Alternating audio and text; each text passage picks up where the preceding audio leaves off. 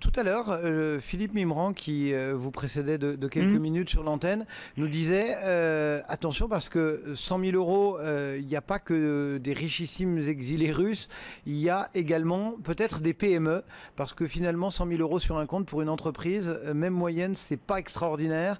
Et du coup, ça peut inciter des entreprises portugaises, espagnoles, grecques, italiennes à devenir excessivement méfiantes.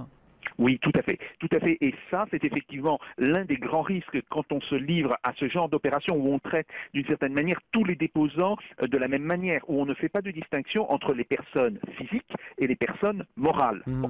Mhm. Il est clair que c'est un problème. C'est un problème qui d'ailleurs va aussi se poser pour des sociétés russes et des sociétés qui ont pignon sur rue et qui sont hautement respectables, par exemple Aeroflot. Donc voilà, ces problèmes ne sont pas réglés.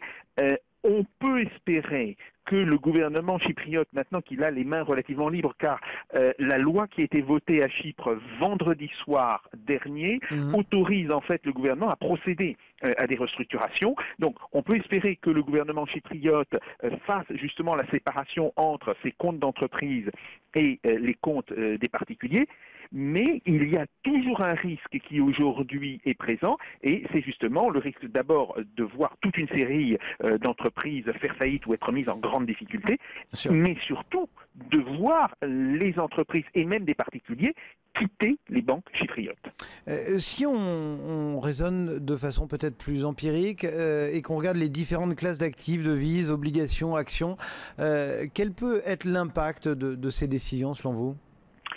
Alors, il va falloir là distinguer l'impact sur les résidents de Chypre et l'impact hors des résidents de Chypre Mhm. dans le reste de la zone euro. Il est clair que maintenant, si j'étais chypriote ou si je résidais à Chypre, j'aurais la plus grande méfiance vis-à-vis des banques chypriotes et j'aurais tendance à mettre mes actifs, admettons que j'en ai beaucoup, ce qui n'est pas le cas, mais j'aurais tendance à mettre mes actifs en sécurité.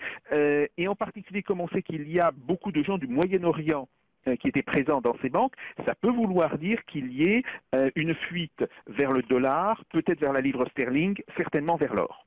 Après D'accord. se pose la question dans la zone euro, et là, l'inquiétude causée, en fait, il y a plus d'une semaine par l'annonce de cette taxe sur les dépôts ne s'est pas calmée.